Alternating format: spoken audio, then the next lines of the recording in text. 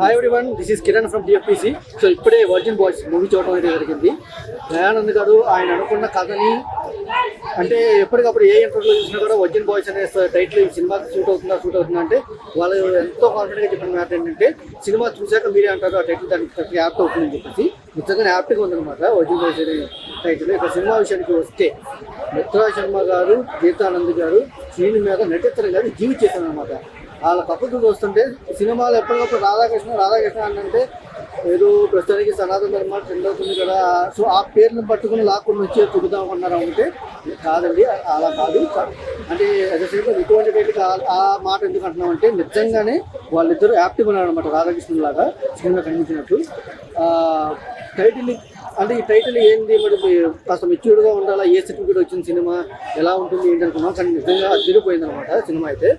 At the same time ఈ virginity అనే విషయం మీద వాళ్ళు ఒక ఓత్ తీసుకుని ఒక ఛాలెంజ్ లాగా తీసుకుని వాళ్ళు దానికి లాస్ అవ్వడానికి కానీ ముగ్గురు యంగ్స్టర్స్ ఎవరైతే ఉన్నారో కాలేజీకి వెళ్ళాక ఆ ఛాలెంజ్ అయితే తీసుకుంటారు. మరి ఆ ఛాలెంజ్ని తీసుకునే దిశలో పోతూ వాళ్ళు ఒక ముగ్గురు గవర్నమెంట్ తెచ్చేసుకుంటారు అనమాట. ఆ తర్వాత ఏం జరిగింది, వాళ్ళ ఛాలెంజ్ని గెలిచారా లేదా, వాళ్ళ వర్జినిటీ పోగొట్టుకున్నారా లేదా, వాళ్ళ జర్నీలో వాళ్ళ వర్జినిటీ పోగొట్టుకున్నామని ప్రయత్నం చేసి ఈ జర్నీలో వాళ్ళు ఎటువంటి సిచ్యువేషన్ ఫేస్ చేశారు, వాళ్ళ జీవితాల్లోకి ఎవరెవరు వచ్చారు, వాళ్ళ వల్ల వీళ్ళ జీవితాలు ఎలా మలుపులు తిరిగినాయని తెలియాలంటే ఖచ్చితంగా ఈ సినిమాని సిల్వర్ స్క్రీన్ పైన ఎక్స్ప్లెయిన్ చేయాల్సింది.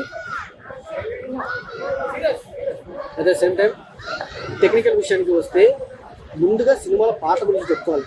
తిరిగిపోయినాయి అనమాట నిజంగా. ఒక పప్పు సాంగ్ సంథింగ్ ఒకటి ఉందన్నమాట.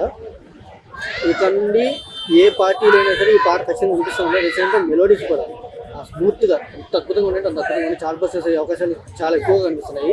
అలాగే బీజిఎం, బ్యాక్గ్రౌండ్ స్కోర్, ఇంకా లొకేషన్స్ కానీ కలరింగ్ కానీ ప్రతిదీ కూడా అద్భుతంగా ఉంది. సినిమాకి తగ్గట్టు సీన్లకు తగ్గట్టు చాలా బాగున్నాయి. ప్రొడక్షన్ వాల్యూస్ అయితే ఎక్కడ కూడా కాంప్రమైజ్ అయితే కనబడట్లేదు. సినిమాలకి పెట్టే పెట్టుబడి మరి అంత మించైంది, అంత తక్కువైందో వాళ్ళు అనుకున్న బడ్జెట్లో తెలియదు, కానీ సినిమా మాత్రం అవుట్పుట్ చాలా అద్భుతంగా వచ్చింది.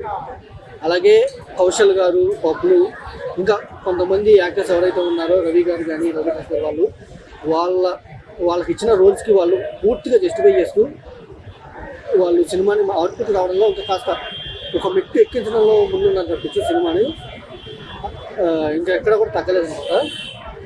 ఇంకా ఈ వీకెండ్ అయితే ఈ వర్జిన్ బాయ్స్ అనే సినిమా యూత్ని అలాగే ఒక మంచి మెసేజ్తో ఫ్యామిలీని కూడా పూర్తి స్థాయిలో ఎంటర్టైన్ చేసే విధంగా